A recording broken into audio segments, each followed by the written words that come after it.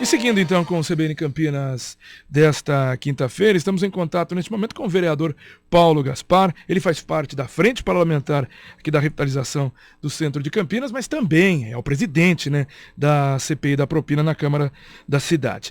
Vamos lá, vereador, muito bom dia, obrigado por atender mais uma vez aqui a CBN Campinas. Aproveitando, né, já que a gente trouxe essa situação, ontem conversamos com o relator Major Jaime e ele foi bem transparente, eu digo, viu? Bem transparente, de que, para ele, meio frustrado com os depoimentos até aqui da CPI da propina, esperava ter mais elementos, mais depoimentos, para até poder já entregar alguma coisa, mesmo que seja parcialmente, neste final de ano. Esse é o mesmo sentimento do senhor? Bom dia, Flávio. Bom dia, ouvintes da CBN Campinas. Infelizmente a gente foi obrigado a escutar outras pessoas, além do foco principal, que era o Rafael Creato e o Zé Carlos, porque a gente tinha a obrigação de escutá-los e ver se não havia mais elementos, né? Além de ter que estudar em off todos os contratos aí, outros, né, da casa, além desse da TV Câmara. Isso naturalmente atrasou, né, o objetivo, foco principal, e por ser 7 integrantes também, existe muita divergência de estratégia, de quem vai chamar quem, vamos estudar o quê, vamos fazer o quê, e aí o trabalho acaba sendo um pouco truncado, além da burocracia, o que a CPI pode fazer, o que não pode. Então a gente tem que escutar a Procuradoria da Câmara Municipal, fomos visitar o Ministério Público, e todo o cuidado para a gente não dar a bola fora e a CPI ser, por exemplo, interditada aí pelo advogado de defesa. Então, todos ali são novatos, né, inexperientes nesse campo, e todo o cuidado é pouco. Ainda tem as divergências internas, mas agora acho que a gente está chegando na reta final. Eu diria até que os seus pares mais antigos na Câmara de Campinas são extremamente novatos quando se fala de CPI, porque fazia muito tempo que não tinha, né, uma CPI aqui na cidade. Também acontece, né, em paralelo a CPI antifascista, mas teve oportunidade para outras CPI, CPI da merenda, CPI da saúde, em outros governos. Acho que desde Hélio de Oliveira Santos não tinha aí uma CPI investigando. Dessa vez investiga o próprio legislativo, mas tantos outros escândalos que aconteceram na cidade ao longo da última década e nenhuma CPI foi instalada. Então não é porque os vereadores são novatos, esses vereadores que integram essa CPI. Se fossem os mais antigos também não iam saber muito o que fazer, viu? Verdade. E sem falar que foram quase 2 meses para conseguir emplacar a CPI, para colher assinatura. Então é um calvário mesmo, mas graças a Deus deu certo, a gente conseguiu emplacar a CPI.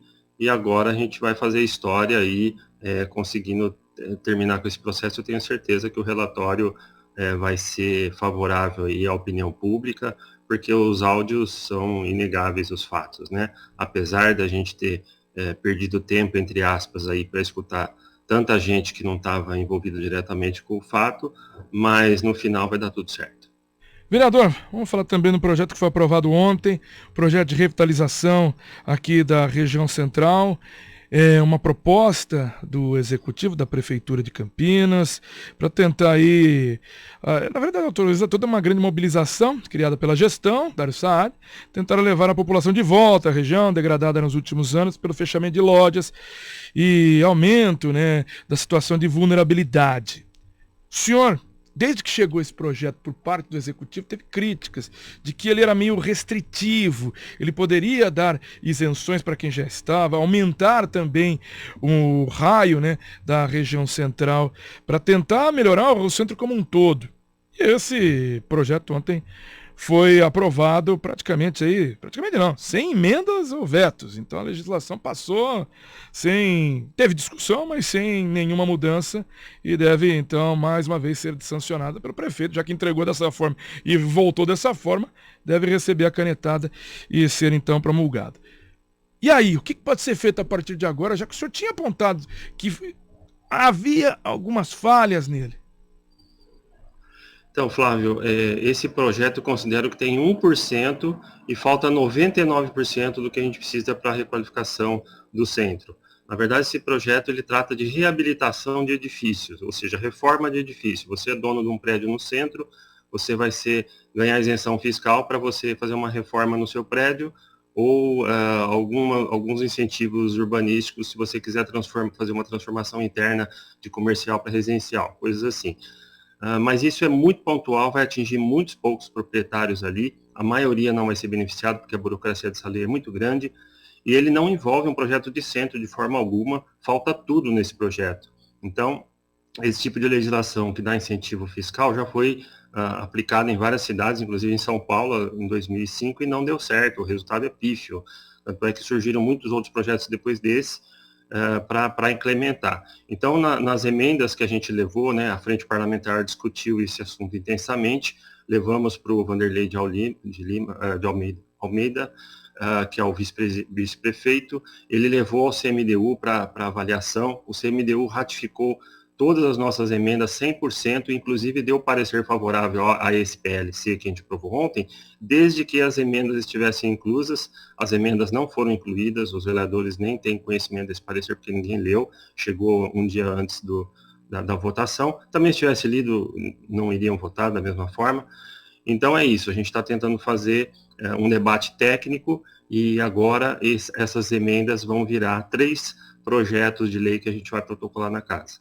O senhor fala aí de um projeto, realmente, uma reabilitação de edifícios aqui.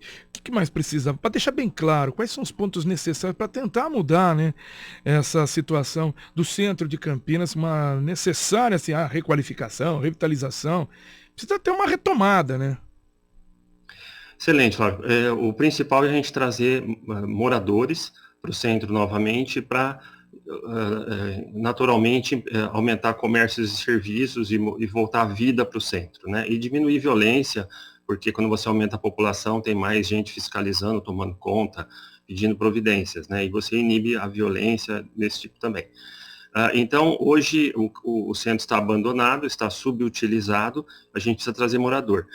Eu fui contra, a Frente Parlamentar foi contra dar incentivos fiscais para que isso aconteça, porque uma que não funciona, e segundo que a cidade inteira quer incentivo fiscal, não só o centro.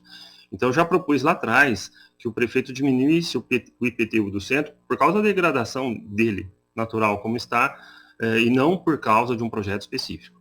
Então, nesse projeto do centro, o que a gente precisa? A gente precisa de instrumentos urbanísticos para que o mercado se atraia a investir no centro e esse projeto seja autossustentável. Não precisa a prefeitura dar isenção fiscal nenhuma, né?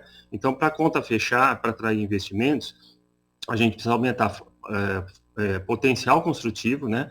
Ou seja, precisa aumentar a quantidade de metros quadrados que o empreendedor pode fazer naquele mesmo terreno.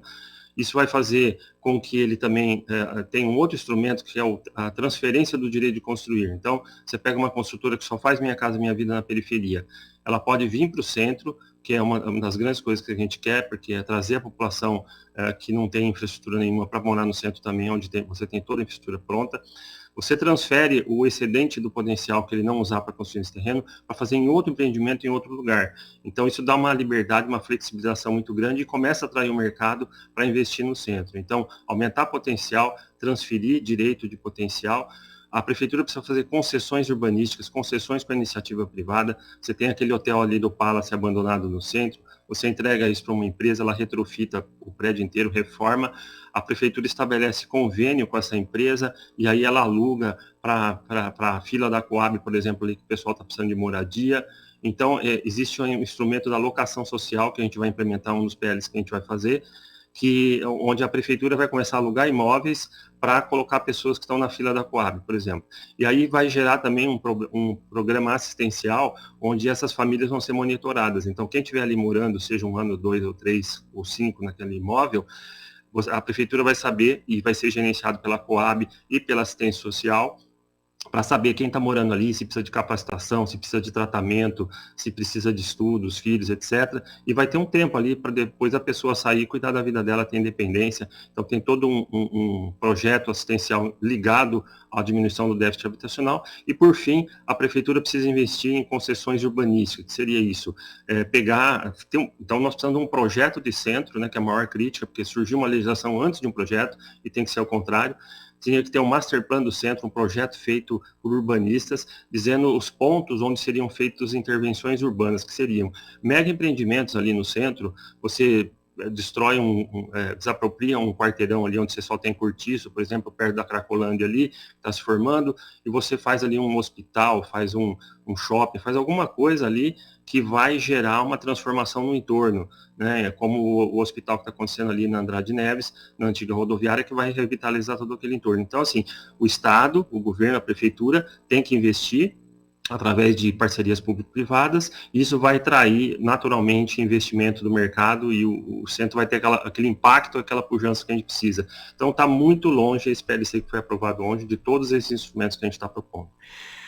Só para a gente finalizar, nosso tempo está quase esgotado, vereador, a partir de agora então, porque essa batalha já perdida já segue então para o prefeito Dario Saad. Agora a intenção do senhor então é transformar todos esses itens, essas ideias em projetos de lei. Exato, vão virar 3 projetos de lei, um restrito ao alocação social, que é um instrumento muito importante, que tem que ser conduzido pela Coab e pela SEAB, um outro que é dos instrumentos urbanísticos, que eu citei, e o outro do ex-Coab, que é um projeto que a gente já aprovou aqui na casa no ano passado, que está dando muito resultado, e já foi um upgrade de um anterior que estava parado, e agora vai ser uma terceira fase, que a gente precisa melhorar alguns instrumentos para ele dar mais resultado para Campinas, e quando ele vier para atuar no centro, nós vamos aumentar aquele fator de potencial que eu citei no começo. Vereador Paulo Gaspar, queria agradecer a participação do senhor aqui no CBN Campinas, gentileza de poder atender novamente a CBN. É uma honra, Flávio, um abraço a todos os ouvintes e a você. Parabéns pelo trabalho. São 10h31.